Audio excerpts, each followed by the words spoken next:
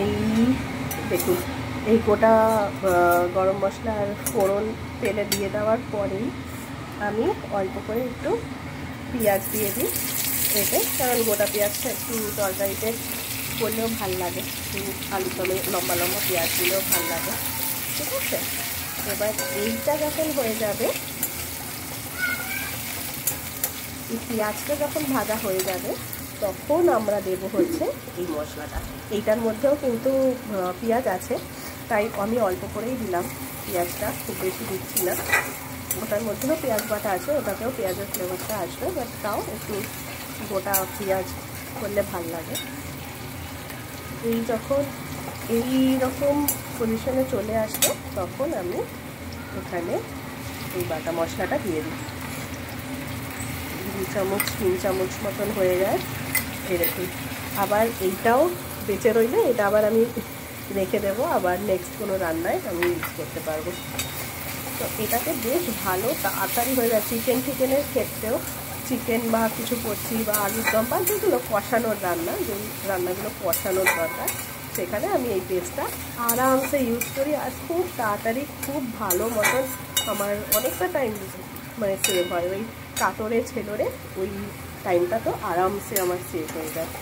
আর এটা কম করে একটু লেবুর রস দিয়ে দিলে, অল্প করে, মানে পুরো গোটা লেবুর না, যতটা আপনি করছেন সেই অনুযায়ী। আমি যেরকম এই বাটির সাইজটা পুরোটা ছিল, সেখানে মানে একদম একটা পাতলা স্লাইস পাতি লেবু আমি দিয়েছি।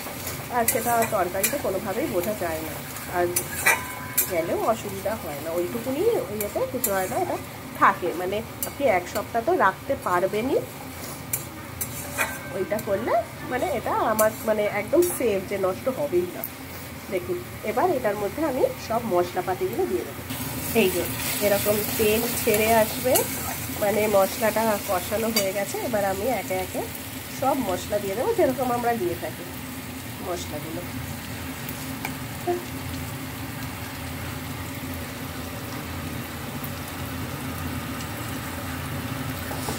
বেশি আমি লঙ্কার গুঁড়ো ইউজ করলাম না, কারণ এই মশলা বাটাটার মধ্যে কিন্তু লঙ্কা অলরেডি দেওয়া আছে।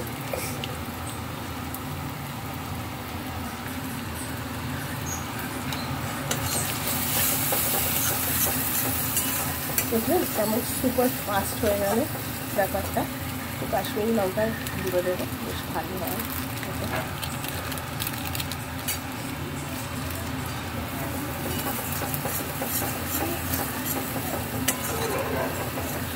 একটু লাল লাল হলে আমার বেশ ভালো লাগে। আর একটু বেশি দিলাম কারণ আমি এতে দই দেবো, তো ব্যাপারটা আবার সেই সাদা ধরনেরই হয়ে যাবে, একটু মানে এতটা লাল থাকবে না তখন। এবার পালা নুন আর চিনি অল্প করে।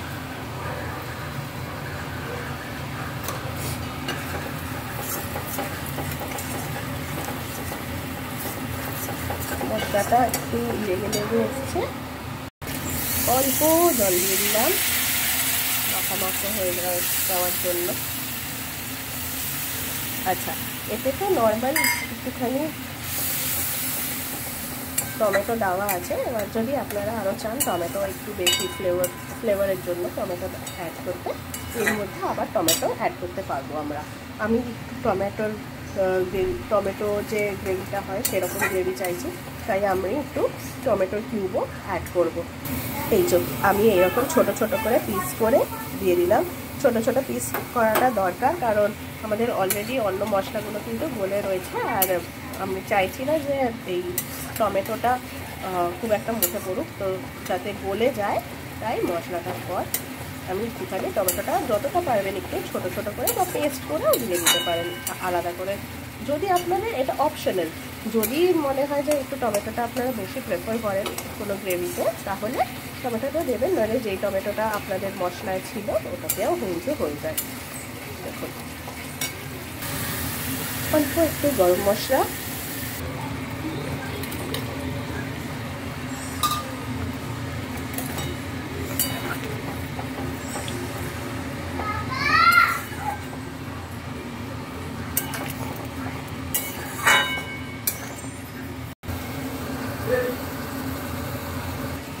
এই যে একটু দই দেবো বলেছিলাম, আমি কষানোর সময় দইটা তরকারিটা ভুলে গেছিলাম, তাই লাস্টেই দিলাম।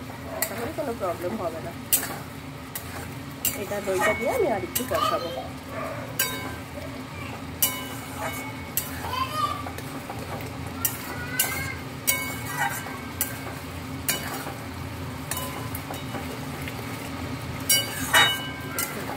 আমার এখানে টেস্টে মানে গন্ধটা কিন্তু আলুদমের দুর্দান্ত আসছে। আর দেখেও বুঝতে পারছো না কীরকম সুন্দর হয়েছে। আর দেখলে কেমন ছটপট, 15 মিনিটও লাগলো না এই আলুদম করতে। ব্যাস আমার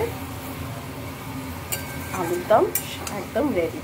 পুরো তেল বেরিয়ে গেছে তার, আর একদম মাখা মাখা, দুর্দান্ত।